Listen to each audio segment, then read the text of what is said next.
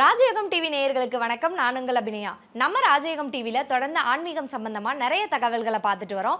வழக்கம் போல நம்ம நிகழ்ச்சிக்கு வருகை தந்திருக்கும் ராஜயோகம் புகழ் ராஜயோகம் டாக்டர் கே ராம் சார் அவர்களை வரவேற்கலாம். வணக்கம் சார். சார், உங்கள் வீடியோஸை தொடர்ந்து பார்க்கறது மூலமாக தெரியுது, சாஸ்திர சம்பிரதாயங்கள் அப்படின்ற ஒரு விஷயம் சும்மா கிடையாது. முன்னோர்கள் அதை நம்மளோட நல்லதுக்காக தான் சொல்லியிருக்காங்க அப்படின்றது நீங்கள் சொன்னதுக்கு அப்புறம் தான் நிறைய விஷயம் எங்களுக்கு தெரிய ஆரம்பிக்குது. அதையும் நாங்கள் கடைபிடிச்சுக்கிட்டே இருக்கோம். இப்போ எனக்கு என்ன கேள்வி இருக்குன்னா சார், முன்னாடி இருந்தே சொல்ற ஒரு விஷயம், நைட் டைம்ல குப்பை கொட்டக்கூடாது, இரவு நேரத்துல குப்பை கொட்டக்கூடாது அப்படின்னு சொல்றாங்க.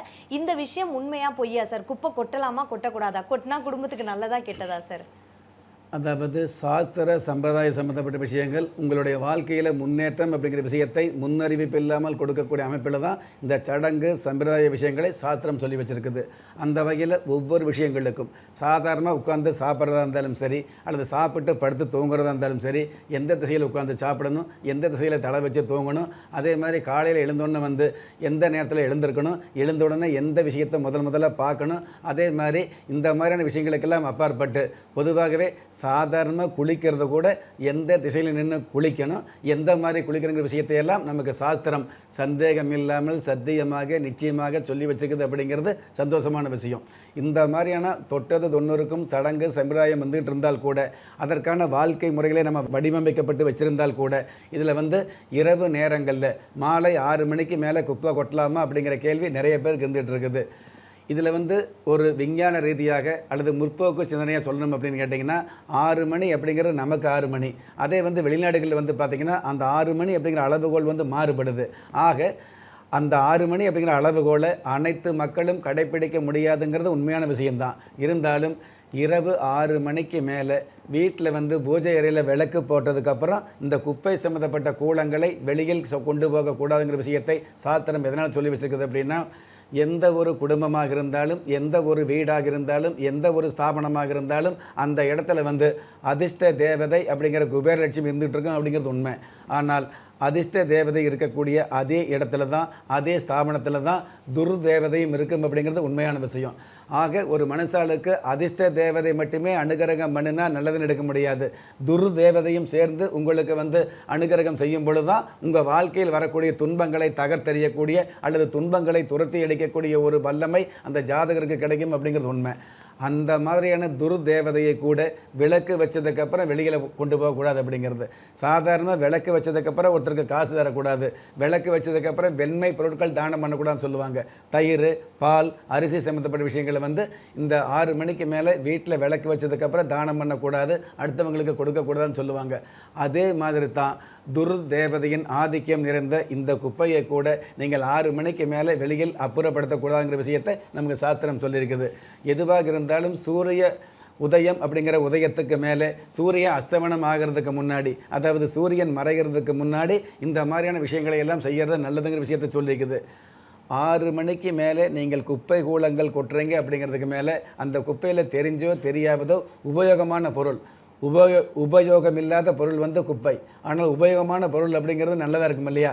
அந்த உபயோகமான பொருள் ஏதாவது ஒன்று குப்பையில் போச்சுன்னு வைங்களே, அதற்கப்புறம் அந்த பொருள் உங்களுக்கு அவ்வளவு எளிதாக சேருவதில்லை அப்படிங்கிறத உண்மை.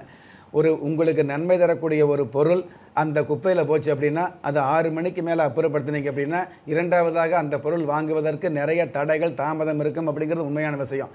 ஒரு பேப்பரில் கணக்கு எழுதி, முக்கியமான வரவு செலவு கணக்கு எழுதி, அந்த கணக்கு பேப்பரை 4 3 கிழித்து அதை குப்பை தொட்டியில் போட்டு அந்த குப்பை தொட்டியை 6 மணிக்கு மேலே அப்புறப்படுத்தும் பொழுது அடுத்து வரக்கூடிய வரவு என்ற விஷயத்தில் தடங்கள் அப்படிங்கிறது நிச்சயமாக இருக்கும் அப்படிங்கிறது உண்மை. ஆக 6 மணிக்கு மேலே விளக்கு வச்சதுக்கப்புறம் குப்பையை கொண்டு போகிற அப்படிங்கிறத விட 6 மணிக்கு முன்னாடியே, அதாவது 4 5 மணிக்கு முன்னாடியே குப்பை கூலங்களை அப்புறப்படுத்தி அதற்கப்புறம் வீட்டை சுத்தப்படுத்தி 6 மணிக்கு விளக்கு வச்சதுக்கப்புறம் இந்த மாதிரியான கெடுதல், இந்த மாதிரியான குப்பை கூலங்களை வெளியில் கொண்டு போக வேண்டியதில்லை அப்படிங்கிறது. விளக்கு வைக்கிறதுக்கு முன்னாடியே குப்பையை அப்புறப்படுத்திட்டு குளித்து முடித்து ரெடியாகி சுத்தமாகி அதுக்கப்புறம் விளக்கேற்றுங்கிற விஷயத்தை சாஸ்திரம் சொல்லியிருக்குது. நாம் என்ன பண்ணுறோம், விளக்கெல்லாம் ஏற்றி முடித்து எல்லாம் பண்ணிவிட்டு அந்த விளக்கை வலதேரத்தில் போட்டு 2 ஃபோட்டோ போட்டுட்டு அதுக்கப்புறம் குப்பை எடுத்து கொண்டே போடுறோம் இல்லையா? அந்த வழக்கத்தை மாற்றிக்க அப்படிங்கிற விஷயத்தை தான் சாஸ்திரம் சொல்லியிருக்குது. குளித்து முடிச்சதுக்கப்புறம் அழுக்கு படுது அப்படிங்கிறத விட அழுக்கு சம்மந்தப்பட்ட வேலைகளை அதுக்கப்புறம் குளித்து முடித்து குதூகலமான வழிபாடு வச்சுக்கங்கிற விஷயத்தை தான் சாஸ்திரம் சொல்லியிருக்கு. சார், ஒரு குப்பையை வந்து 6 மணிக்கு மேலே ஏன் வந்து வெளியே கொண்டு போகக்கூடாது அப்படின்றதுக்கு ஒரு தெளிவான விளக்கம் சார். இது எப்படின்னா, துர்தேவதைகளும் நமக்கு நிறைய விஷயங்கள் நல்ல விஷயம் பண்ணோம், அப்படிப்பட்ட தேவதைகளை கூட நம்ம வெளியே எடுத்துகிட்டு போகக்கூடாது அப்படின்றத ரொம்ப அழகாக இதில் சொல்லியிருந்தீங்க. இப்போ நான் என்ன கேட்குறேன்னா சார், இப்போ நம்ம வீட்டில் வந்து விளக்கு ஏற்றுறோம்ல சார், இப்போ நம்ம குலதெய்வ விருட்சம் நிறைய பேர் வாங்க ஆரம்பிச்சிட்டாங்க. அப்படின்றப்ப விளக்கு ஏற்றுறப்ப நம்ம குலதெய்வ விருட்சத்தை எந்த மாதிரி வழிபடலாம் சார்? பொதுவாகவே எந்த ஒரு குடும்பமாக இருந்தால் கூட குலதெய்வ விருட்சம் அப்படிங்கிறது உங்களுடைய பூஜை அறையில் வச்சுக்கலாம். பூஜை அறை இல்லாத பட்சத்தில் கடவுள் சம்மந்தப்பட்ட திருவுருவ படங்களை மாட்டிருக்கும் இல்லையா, அந்த கடவுள் சம்மந்தப்பட்ட படங்களுக்கு முன்னாடி இந்த குலதெய்வ விருட்சத்தை வந்து வச்சுக்கலாம். ஆனால் குலதெய்வ விருட்சம் அப்படிங்கிறது வடக்கு நோக்கி இருக்கணும் அல்லது கிழக்கு நோக்கி இருக்கணும். வடக்கு நோக்கி இருந்தது அப்படின்னா குபேர சம்பத்து அப்படிங்கிறத வந்து குதூகலமாக கொடுக்கும். கிழக்கு நோக்கி இருந்ததுன்னா குடும்பத்துக்கு கூடிய கஷ்டங்களை எல்லாம் வந்து உதறி அடித்து அதற்கு மேலே உங்களுக்கு அதிர்ஷ்டங்களை கொடுக்கக்கூடிய வாய்ப்புகளை நிச்சயமாக கொடுக்கும். இன்னும் சொல்லப்போனால் கிழக்கு நோக்கி இருந்தது அப்படின்னா யாரெல்லாம் உங்களை கேவலமாக பேசுனாங்களோ அவங்க முன்னாடி நீங்கள் வந்து வெகுமானமாக வாழக்கூடிய பாக்கியத்தை கொடுக்கும். ஆக குலதெய்வ விருட்சம் அப்படிங்கிறது வடக்கு நோக்கி கிழக்கு நோக்கி இருக்கலாம். சாதாரணமாக பூஜை அறையில் விளக்கேற்றும் பொழுது குலதெய்வத்துக்கு ஒரு சிறு விளக்கேற்றலாம் அல்லது வந்து சாம்பிராணி தூபம் காட்டலாம். அந்த மாதிரி காட்டிட்டு இந்த விளக்கு ஏற்றும் பொழுதோ அல்லது சாம்பிராணி தூபம் காட்டும் பொழுதோ உங்களுடைய குலதெய்வத்தினுடைய பெயரை சொல்லி நமஸ்காரம் பண்ணினாலே போதும். எனக்கு வந்து காரு வேணும், வீடு வேணும், கல்யாணம் ஆகணும்னு வேண்டுதல் கிடையாது. இதுவெல்லாம் உங்கள் ஆசை இருக்கும் இல்லையா, மற்ற தெய்வத்திடம் நீங்கள் வந்து வேண்டுதல் வச்சா தான் கல்யாணம் ஆகணும், காரு வாங்கணும், கடன் பிரச்சனை தீரணுங்கிற வேண்டுதல் வச்சா தான் அதுக்கு தீர்வு கிடைக்குது. குலதெய்வ வருஷத்துக்கு முன்னாடி நீங்கள் மனசுக்குள்ளே ஆசைப்பட்டதே போதும், வேண்டுதல் வைக்க வேண்டியதில்லை. நமஸ்காரம் வச்சுக்கிட்டாலே உங்களை மனசை, அதாவது உங்களுடைய மனசுக்குள்ள இருக்கக்கூடிய ஆசைகளை நினச்சி ஒரு நமஸ்காரம் வச்சுக்கிட்டாலே போதும். வேண்டுதல் இல்லாமலேயே உங்களுக்கு வேண்டிய எல்லாவற்றையும் கொடுக்கக்கூடிய மாபெரும் சக்தி இந்த குலதெய்வ விருட்சம்.